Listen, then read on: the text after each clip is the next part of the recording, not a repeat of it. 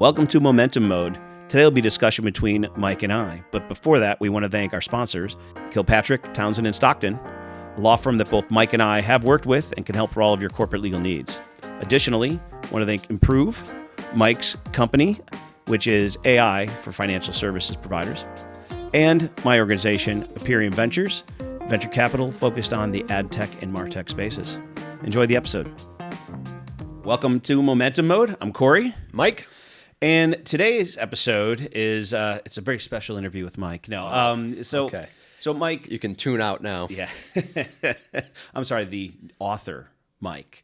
Yeah, we can get to that. We'll talk about that another time. But so we're talking about founding companies, and you are a multi-time founder, but it's very different the second time around. So it was 13, 14 years ago. You're only 30 years old, so it couldn't have been that long ago. I'm 35 years Oh, old. I All right, forgot. I'm older than I. All Yeah, right. 14, almost 14 years ago from the start of the first company. From the first company. So a pretty different world, not just technologically, but climate and all that good stuff. So a second time founder, let's explore what this means to be a multi-time founder and second time in particular. So let's start with, so what's different this time around? Yeah, almost fundamentally everything. Like a second marriage, maybe? Or you don't know that one. All right. Not going to answer. No, I mean, what's different second time around? For me, honestly, started with a way different mentality from day one. So starting the first company, right, it's coming out of like everything that at the time, 2010, 2011 was sort of taught in academia. Hey, here's this 30, 40, 50 page business plan. And I remember the mentality first time around being, we're going to sort of force this business plan on the world, right? And you remember what it was. We wanted daily textbook rentals. And you may not have noticed, but it didn't work out, right? But for 4 years, we're like pounding our head against the brick wall that we're going to force a business plan upon the world. The mentality shift for me, my new favorite line in building a startup does not come from a startup founder. It comes from Stephen King, the horror book author. I've actually never read any of his horror books, but I read his book about writing. It's called On Writing. And he has this quote where he's critical about plot. He calls it a crude instrument overused by authors because they try to force the plot on the story they're writing. His mentality is he starts with a situation. He compares himself to an archaeologist who's like, he says, dusting off dirt on dinosaur bones. He's discovering the story that's there, starting with the situation. So my mentality second time around was having gone through the 13, 14 years of Packback, pivoting, right? Not realizing that companies pivot and evolve, that, okay, here we are discovering the business that is there to be built and the opportunity there. So if we start there and we look at it like, hey, this is a learning machine. You want to get to the fastest data points of starting to fuel your learning machine and then evolve and iterate as fast as you can from there. But it starts with a way more nimble, I think, approach to cost structure, approach to testing small things, which AI and the current state of tech has made that way easier to do as well. Well, that's the question, right? Is does that change happen because you've learned that, or is the environment now able to foster that type of startup? Well, combination. Okay. I mean, definitely the environment is a way more fertile ground to do a lot of rapid iterations and testing, right? I mean, you can get a prototype built way faster, right? And then, yeah, from a second-time founder standpoint, I mean, hopefully you've established more of a network, and so I can go out and, pretty quickly have early beta testers. So all of those are maybe more like environmental, but from a mentality standpoint, I mean, we've iterated and improved multiple times over 2 years now working at it, and we've stayed pretty steady on what we're on recently. But if we were so like rock solid on this is the first idea and this is what we're going to force into the world, like I'd still be banging my head on a wall right now. And instead we've iterated, 7, 8 times. But you've iterated 7, 8 times, but you also kept the organization incredibly lean. Oh yeah. Yeah. Well, a lot of stories we can talk about there. I mean, but give it okay. So after 2 years of Packback, roughly how big was Packback? After 2 years, so that brings us fall 2011, fall 2013. We had like 300,000 raised 2 years in, and we had, 15 employees. Okay. And how many employees are you now? Wait, 15. Roughly, I mean, plus or minus. Yeah, I mean, we're a small operation built around two founders.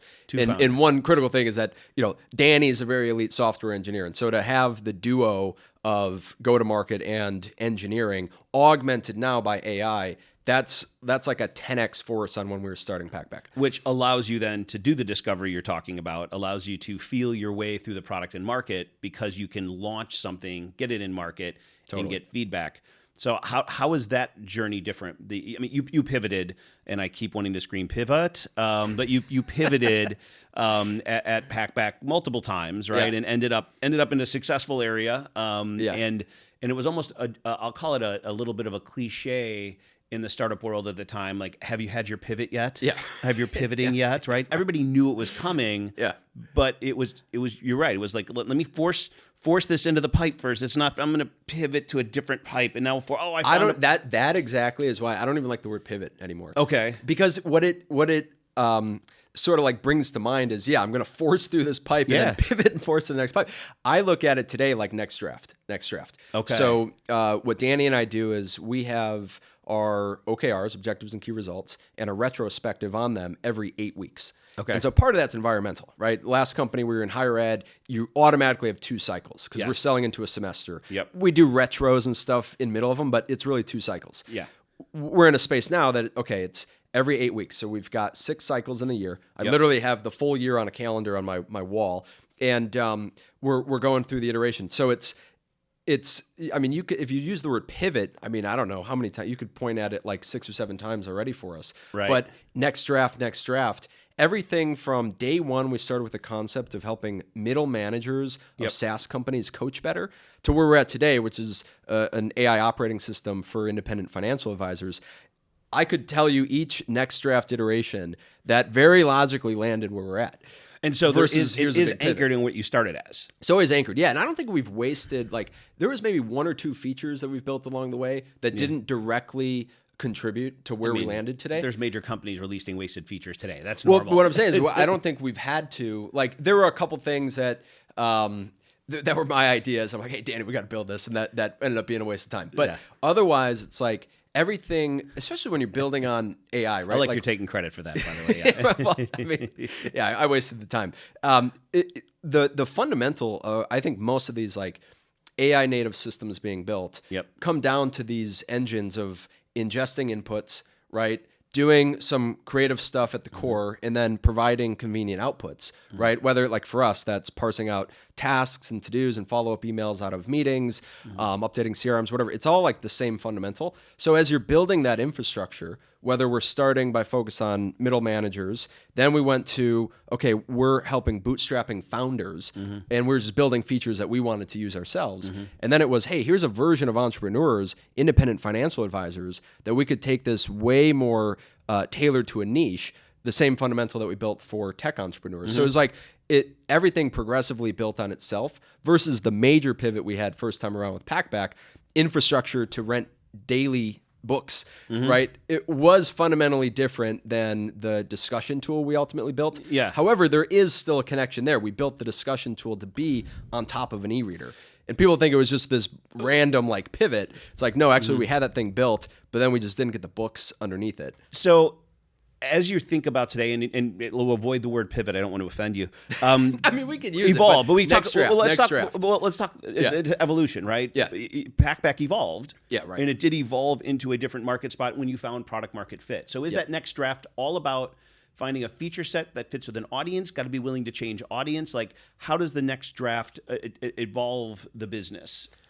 What elements are you willing to change in each next draft? How dramatic can the next draft be? Yeah, that's a good question. I think the type of business being built also, is a big factor here, right? Yep. So not every business can be built on small iterations, user feedback, small iterations, user feedback. Right. Ours is. Right. Now, if you were doing something so major to reinvent healthcare, right? Yes, there's probably, months or years of foundational work under a hypothesis or behind a hypothesis to be done. And so when I talk to student entrepreneurs, so I join the board of Future Founders, right? We've got thousands of mostly young entrepreneurs across the country. And typically part of my first advice is if your objective is to become an entrepreneur, start somewhere where it doesn't have to be like a major build to get those first data points in what I call your learning machine, right? So again, if you're trying to reinvent healthcare, it's going to be, or disrupt textbooks, right? That's going to take you It's a higher bar. a few years, Right. to even get your first data points on your learning machine versus with Improve, we were 132 days was our first milestone to get a beta test into a user's hands. And it was this janky, terrible first feature. It was a feedback on the fly voice memo that was then going voice to text, feeding that into an LLM system that was then giving you back kind of this AI sidekick helping you on your coaching, right? It took like 7 minutes to load the audio if you recorded 30 seconds. Like it was terrible, but it took us 132 days to get it. Yeah, right. Dial-up but we for could that? get it Yeah. used. Okay, 30 days later, that was better. Yeah. But the biggest thing was have our first learnings and mistakes without a ton of capital raised, without a ton of capital burned. On my first company, you might remember this painfully because you were part of those dollars. We raised something like $3 or $4 million and spent 4 years, right, and most of that capital to then learn and finally conclude, oh, we're not going to break through the brick wall of disrupting textbooks. As a second-time founder mentality, right, that would have probably taken me like 6 months, if that, and I don't know, maybe $10,000, right, burnt to learn that, okay, the signal is not there. So you also get more tuned to like, what is a medium, low, high, strong signal? So is it, and a couple of important points you were making in there, and you're on a roll. I didn't want to stop you. One is iterating the feature set, but the other is where do you find the people to do the testing? And then how do you know it's time to change audience? So let's start with, okay, you said you launched that first feature. Maybe it took a while to download audio and such, but then you had people that were actually willing to test it. But that means you had to have a customer profile in mind, right? So like, take me through getting those first testers now. Yeah. So I'll just tell you my story of how Improve landed on independent financial advisors. Yep. So, okay, we had worked, I think we had like 75 or so early stage tech founders for the most part that were using a generic version of Improve. So how did you get them? Yeah, so that was network and friends, right? Okay. So maybe some LinkedIn outreach, but we were part of the Density Collective in Chicago, mostly second-time founders. So now you've got a built-in community. Hey, we're building something. You can turn it on today. You can start using it. So like that was the starting point. You start to understand like, okay, is there going to be routine, like likewise workflows, Yep. or is everybody going to have like different requests? And then also, Right. is there going to be budget? And so we knew that like generic AI productivity that early stage founder would use is going to be this very crowded space where you've got, Google and Zoom and all the other like big players coming in. And so we knew we didn't want to be in that general lane, but it gave us a testing ground to get the fundamental user experience like pretty well refined. So from there, we had a list, you sat with us, we had a list of like 30 roles that were at any degree of interest to us. And we knew we want to go way deeper into a vertical lane. Where we landed on financial advisors. So before you go there, Yeah. so step one, identify a feature set that is going to have value. And test it. Make sure that feature set had resonance with an audience. Yeah, and before even building it, first thing I did second time around was I had a Google form and a Figma that had the Figma had a click through, so that's like a design User tool, interface right? design. Yeah. So I had but it could have been a slideshow, and I had 4 ideas actually, and then I just emailed everybody that I knew that was somewhat relevant to the It's a low-fidelity ideal customer. prototype. Yeah. Yeah. And I said, hey, can you spend 15 minutes going through these 4 ideas in a click through and just tell me, I had like, you don't want to have 20 questions. I had like 5 questions on a Google form. And that helped stack rank that first feature that we should build, which was the feedback on the fly tool. And from there, it was like, okay, well, what's wrong with this? What else would be on your wish list? And so you're obsessively interviewing the user, right? Or even the person who filled out, the Google form, giving you feedback on your idea, but you're dwindling down. And even that first step taken of here's a picture or a click through and your feedback is now starting the learning machine. So to some degree, you're saying, okay, I'm trying to find the features that resonate with the people I'm talking to, but at the same time, I'm gathering market data about other ideas and use cases for these features that are resonating. Yeah, and features is even a jump ahead. Okay. It's starting like, hey, what pains do you feel? What annoyances occur And you in keep your day? discovering that. Yeah. Okay. And I so still then, make this mistake of like wanting to show you a feature. yes. And have you say, hey, like, what do you think about it? I have to catch myself versus Matt McCall gave me this coaching recently. Ask about where do you feel pain? Where do you feel nuisance? And then this is Matt's coaching to me.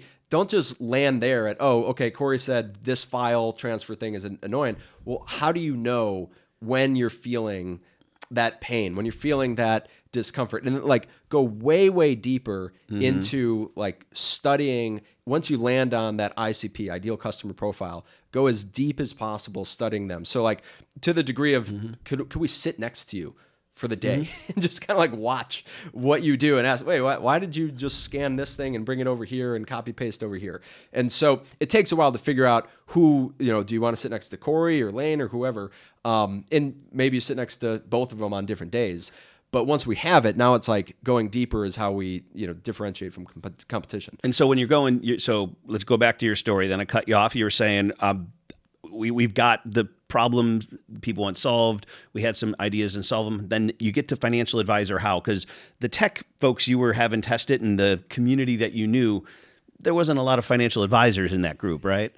Yeah. So Danny and I both had a little bit of like toes in the space. So I actually, I went through a training to be a financial advisor in college. You might not know this, but like didn't know that Casey, one. Nick, and I, we had the Buffett Club. We were reading, The Intelligent Investor and all this. So I was a little bit there. And Danny did some work at J.P. Morgan Chase. His wife Nora's in portfolio management and wealth management. So we knew the space a little bit. I had 5, I think, angel investors at Packback that were wealth managers as well. So when we exited the first company, I became a client of one of them, and they were not on our list at the moment. I went through the onboarding flow, and then my wife Morgan and I went through some of the first meetings, and I remember watching the very impressive, diligent work being done by a staff of people. I know I'm not the biggest client, right? And so I called up the advisors. Hey, what's going on with AI in the space? And his answer was, actually, it was a text first. He said, "Oh man, I can talk your ear off for this for an hour. We're either going to 10x, our productivity, or we'll totally miss the window." And so we get on the call right away.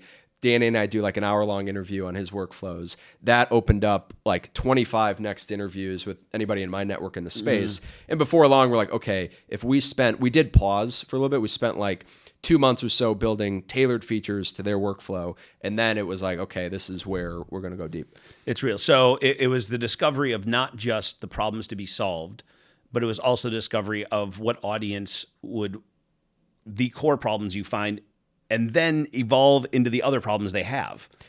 Yeah. Because you were discovering once you identified that this was a gap in the market there, now you're going back into discovery mode on the problem side.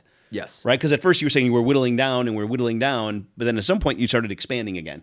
Yes. And a big learning as far as second time founder stuff on that point was that you actually discover most of the problems to be solved when you're in motion and you're in the trenches with the ideal user type, right? And so it's really hard. I mean, everybody would have the most brilliant business idea if you could just figure it all out on the whiteboard. And so I remember day one with Improve, we were doing this offsite, and I had drawn up like, I am with visuals. I had like a map drawn, and it had an arrow that said, "We are here out in a desert. As soon as possible, we want to get out from the no usage, no intel desert to, a land base," right? Now where we are on the land base might not be yet toward like the river, right? The critical path where there's revenue to be earned, but you're at least like understanding what's happening with that user. So for us with Packback, at least understanding that college professors had this issue with their existing discussion tool gave us a first starting point. Oh, well, if we had little algorithms that helped moderate student posts for you, would that help? Oh, it would. Oh, okay. That opens everything else up. So yeah, to just be in motion and get something in use, and then be able to ask, hey, what else would be on your wish list? Can I sit next to you and see how you're working every day? Now the learning machine is in motion, and it doesn't mean you should pump a bunch of capital, behind it yet, right? Because then you can over bloat on your hiring or your cost structure, have problems later on, like we went through together. But you're at least moving in today with AI native companies. You can do that at a very nimble level. And I think the key there is being an AI native company. If you're starting a company now, you have to be AI native. Like there is no other alternative. Period. Full stop. Done. Yeah. I mean, like me not wanting to use the word pivot anymore. You almost need to stop saying AI. It's just like this is the new tech. This is what your company will be. Who's building a tech company that's not AI native? Right? Honestly, any company should have AI at a core in some way, shape, or form. But that's another story. Yeah. And I know we're gonna get to this in another episode. But if it's not happening, right, or that large behemoth is moving slower, and then they think about the AI native, starting out of a garage, like very nimble and fast companies. I think the risk of disruption of the incumbents is going to happen way faster than they think, right? Faster. But we can get to that later. Yeah. So, all right. So you're saying it our second time around, A, you knew to be more capital efficient. Oh, yeah. B, you knew to get in market and get data. Don't be so wedded to your vision. Don't impose your vision on a market.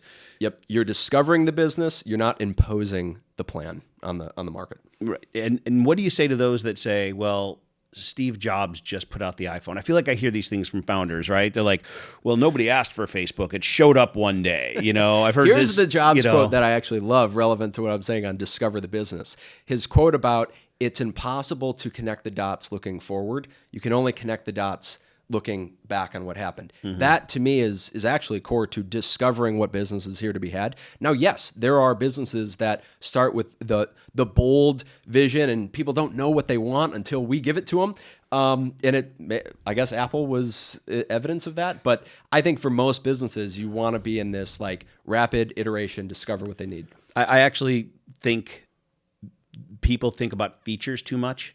Nobody asked for the feature of the iPhone. Nobody asked for the feature of Facebook, if you will. Yeah. But they did ask to be more connected. Yeah. They did ask for more convenience. Yeah. They did ask for faster X. It did say, hey, it's really hard to get a taxi in a city. How can I do that better? Uber. Right. So each one of those, and every time I hear founders talk about the fact that sometimes you just got to impose it on the market, you've got to impose it. If you want to impose your feature set, that's fine, but you're imposing into a problem space. Yeah. A well understood problem space. And I think that's what you're saying. You got to the problem space faster this time, a solvable problem space. So next second time founder.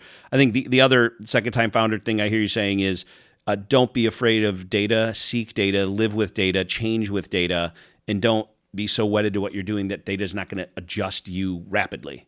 Yeah, and the data to be had is the life of the hero, or the ICP, the ideal customer profile. But I like the framing, again, shout out Matt McCall, on it's the hero's journey. Yeah. You're figuring out what small helping hand you can provide in that hero's journey. So when you obsess vertically on the hero, yes, versus, I get caught up in, this competitor happened here, this tech trend, whatever. It's like, just tune out the noise for a minute, be aware of it, obsess on the hero, and then the data that you go and get by asking that 7th or 8th question, right? Or sitting in the room next to the person. That's where the discovery of, I think, the deeper, stickier business is there to be had. So is your view that as a second-time founder, you will be able to exit faster, grow faster? Like, what's the result of all the learnings you're sharing? Well, who knows when we would want, if ever, to exit, right? We're built right now as a boutique, as we call it, hybrid of, we have the SaaS out of the box, and then we do, some white glove, more consultative treatment. And, we're very capital efficient and we're self-funded. So we're not beholden to an exit timeline, a hold period, as we have in the past. And maybe one day we will. But I think if you can build and you have, a strong technical co-founder, there's really no reason to oversaddle yourself. It's somewhat counterintuitive because day one I had offers for capital, and I so desperately wanted capital the first company. Now on the second one, I'm saying, hey, no thanks. We're gonna, we're gonna do this independently for a while. So who knows? You're probably more skilled as a second-time founder to get to an exit faster, but perhaps you also, what we hope, are equipped to play the long game and not just operate to somebody else's hold period to the next exit. And a hold period, for those that don't know, is when your investors hold only for a certain period of time. And if it's a fund, they've got to return money to their investors. Yeah. So you're beholden to that. At some point, they're saying, "Hey, I got to exit because I got to return money," and I lived through exactly that. As soon as you raise outside capital, the company's for sale. It's just That's a right. matter of the timeline. I had a former CEO I used to work with, Fred Amoroso. He every time people would say, will we ever sell? He's like, I'm always for sale. Yeah. I'm always for sale. Like our shareholders, and we were public, our shareholders will always, take a big offer. So and I'm not course. saying there's anything wrong with that, but No, the it's what it ability is. It's the truth. to operate independently, do more boutique kind of white glove service while discovering the deeper and deeper layers of customer need. That to me is the exciting opportunity. And most, by the way, second time or third time founders that are in my network, we all have the same mentality. We've had the capital, we've had the board, we've had all that. Like, wait, okay, there's an opportunity to do this, in a somewhat more organic way than just pumping customer acquisition dollars and hoping that the unit economics catch up later. It's not very fun to operate a business when the unit economics aren't working. When your cost, you don't understand the cost versus the long lifetime revenue. Well, Mike, I think we can go on for this forever, but we're going to cut it off here. Yeah, and thanks. we'll pick it up another time down the journey of Improve and see how the success plays out. All right. Thanks. All right. Thanks.